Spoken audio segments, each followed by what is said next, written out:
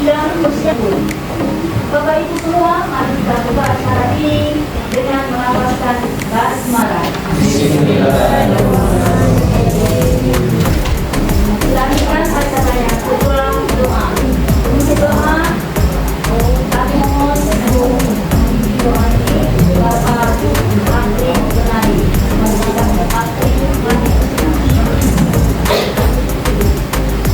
Assalamualaikum warahmatullahi wabarakatuh.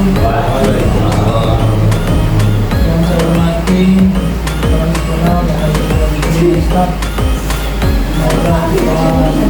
semoga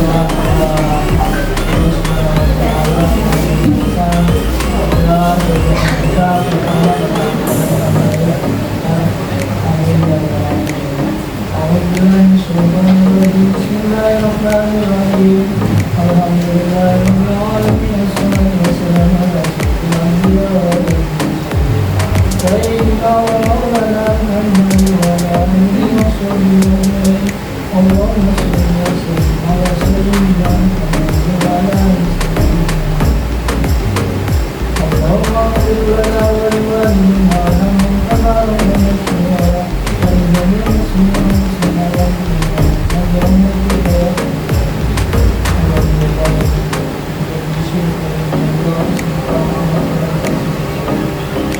Siang hari ini kami berkumpul di ruangan ini untuk membicarakan sekaligus melaksanakan kegiatan lapangan. Allahumma ya Allah ya Tuhan kami, agar program yang akan dilaksanakan jika akan dilakukan maka menambah wawasan akan diberikan kepada anak Allahumma ya Allah berikan yang terbaik kepada kita. Allahumma ya Allah ya Tuhan kami, kami dalam melaksanakan kegiatan ini, kami selalu diberikan kepada, kami selalu diberikan kebaikan, kami dalam kita diberikan kebaikan. Benar-benar nanti semua yang bagi yang akan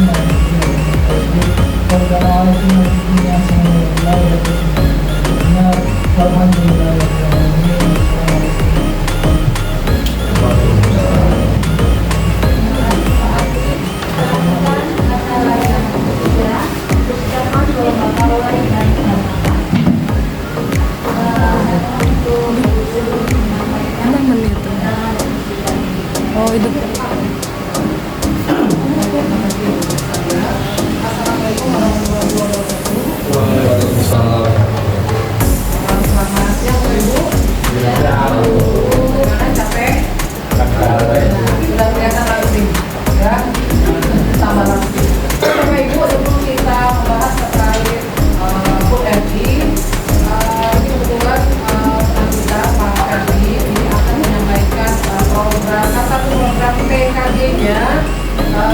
Saya mohon agar kita semua dapat mendengarkan seperti apa program beliau. Mudah-mudahan apa yang nanti akan beliau sampaikan bermanfaat untuk kita maupun untuk sekolah kita. Amin ya rabbal alamin. Kepada Pak Ferdi, Bismillahirrahmanirrahim. Assalamualaikum warahmatullahi wabarakatuh. Selamat siang Bapak Ibu sekalian. Ya. Yang saya hormati Ibu Nadia, Kepala Sekolah di Gadis.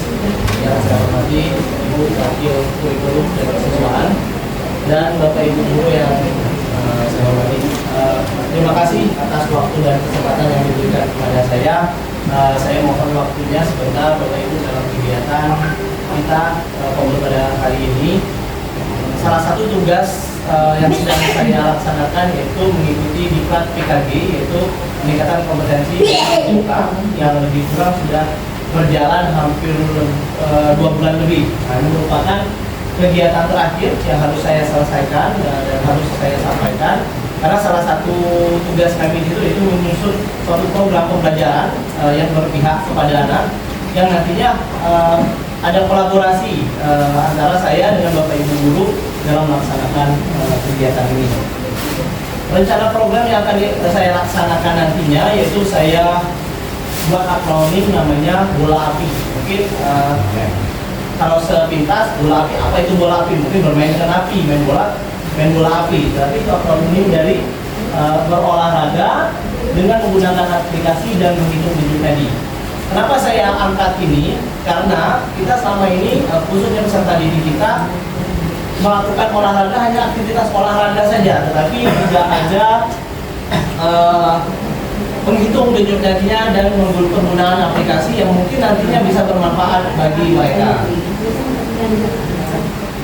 Latar belakang kenapa saya mengambil program ini bola api itu menggunakan aplikasi dan menghitung denyut nadi. Yang pertama yaitu rendahnya tingkat kebugaran peserta didik kita yang disebabkan oleh kurangnya aktivitas olahraga. Saya mengevaluasi dari kegiatan pembelajaran yang PJOK saya alami, yang saya lakukan mungkin sama dengan Bu Fajar, tingkat kebugaran peserta didik kita itu sangat rendah, Bapak Ibu sekalian. Mereka mungkin baru disuruh lari beberapa putaran atau beberapa menit, mereka sudah mengalami kelelahan.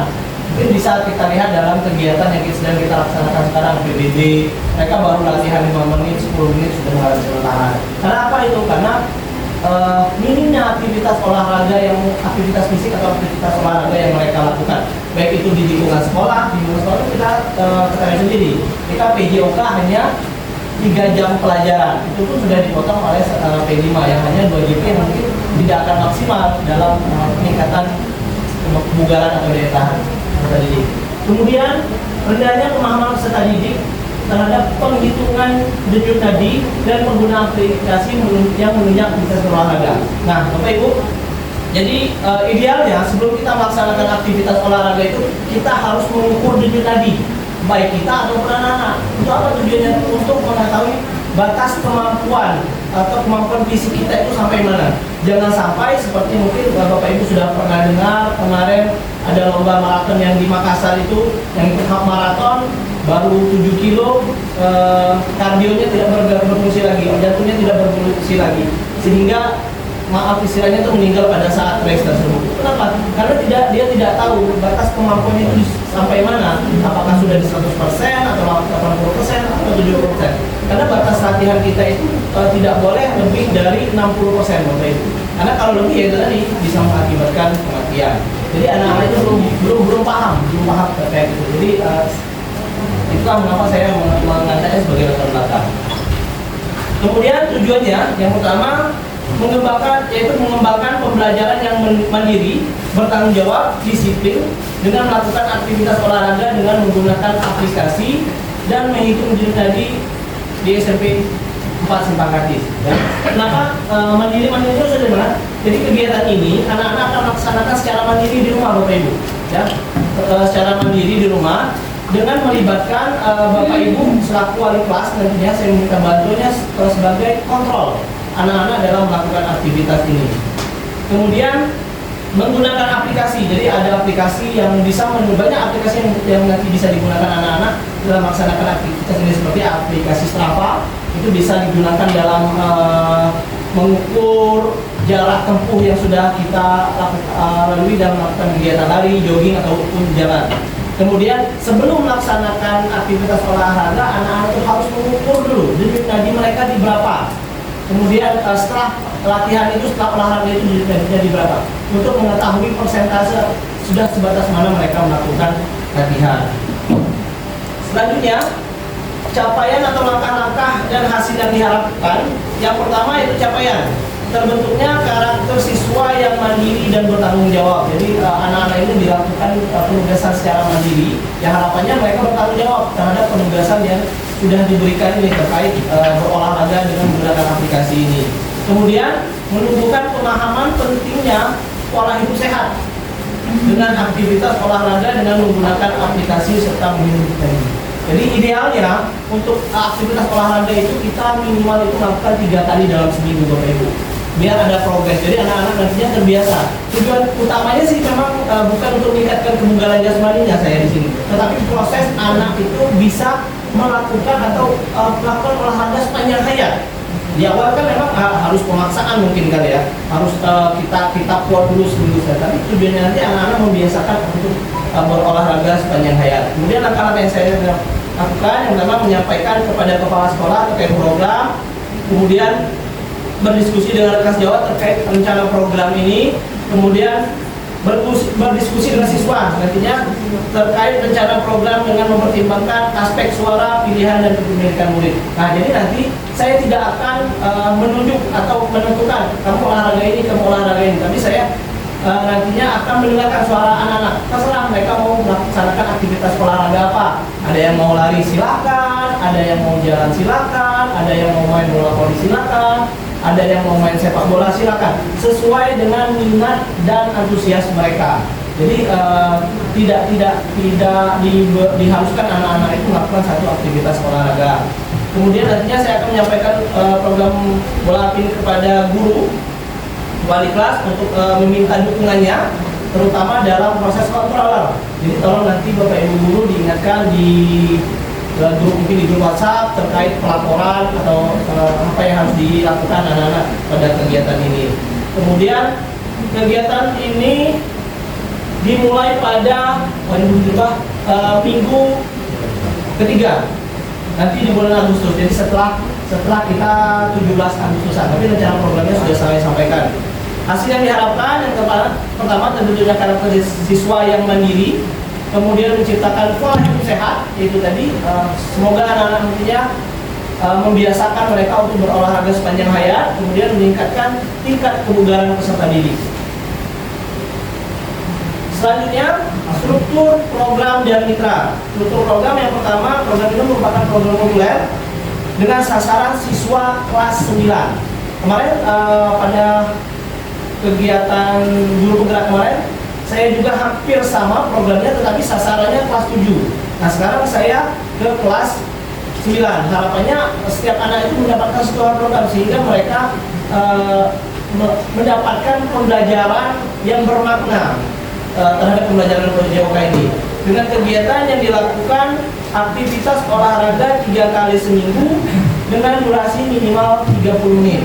Kemudian memanfaatkan aplikasi Strava dan lainnya, dan menghitung denyut nadi awal dan akhir sebelum melakukan aktivitas olahraga. Kemudian setiap siswa melaporkan kegiatan aktivitas dengan mengumpulkan jurnal. Untuk jurnal sudah saya siapkan, nanti Bapak Ibu saya mohon nanti di-share di grup terkait jurnal apa, jurnal kegiatan yang akan mereka lakukan. Kemudian evaluasi mingguan yang akan saya lakukan, mungkin akan berkolaborasi, memohon minta bantuannya dengan Lukas Jawad, Bu Fajar, dan wali kelas. Kemudian meminta bantuan peran orang tua. Selain itu, setiap wali kelas dan guru BP juga memantau perkembangan kegiatan bola api baik di kelas maupun melalui grup WhatsApp. Jadi saya nanti minta bantuannya Bapak Ibu untuk dimasukkan juga saya ke dalam grup kelas, terutama kelas 9. Jadi saya juga bisa membantu mengingatkan anak-anak nantinya untuk melakukan program ini. Kemudian saya di akhir saya akan melaporkan hasil kegiatan ini kepada kepala sekolah.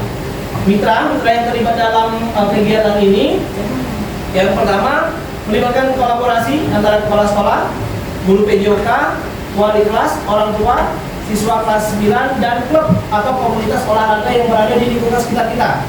Kebetulan kita di sekolah sudah ada 2 komunitas atau 2 ekskul, bisa nanti saya manfaatkan, yaitu ekskul atletik dan sepak bola. Nanti saya minta bantuannya kepada Bu Fajar untuk program ini. Selanjutnya, pernyataan tentang kapasitas yang dimiliki sekolah. Nah, jadi apa itu terkait tentang kapasitas?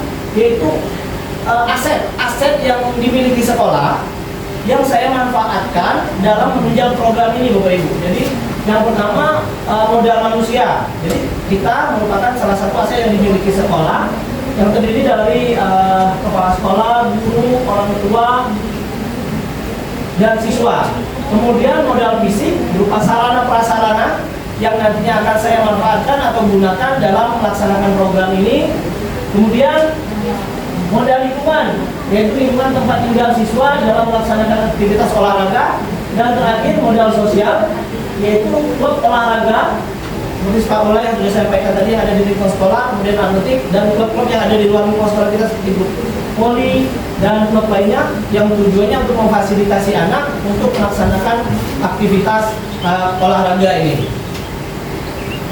Kemudian rencana evaluasi yang akan saya lakukan, yang pertama melakukan evaluasi kepada siswa terhadap tingkat partisipasi dalam melaksanakan program bola api, mungkin dengan nanti saya akan mewawancarai, kemudian dengan merefleksi siswa per kelas, kemudian evaluasi akhir yaitu untuk mengetahui dampak atau manfaat dari pelaksanaan program ini nantinya. Apakah berdampak ataukah biasa saja ataukah tidak berdampak sama sekali. Sebagai bahan evaluasi, apabila berdampak berarti program ini bisa mungkin diterapkan di tempat-tempat lain atau kegiatan-kegiatan lainnya. Kemudian yang menjadi tantangan, mungkin yang menjadi tantangan di depan, mungkin yang pertama kurangnya peran aktif siswa, Bapak Ibu. Jadi saya mohon bantuannya nanti untuk mengingatkan siswa di grup kelas. Kemudian mungkin ada beberapa siswa yang tidak memiliki HP Android, itu mungkin yang menjadi tantangan kedepannya. Kemudian tidak tepat waktunya dalam pengumpulan laporan kegiatan. Kemudian rencana solusi, yang pertama meminta peran aktif wali kelas.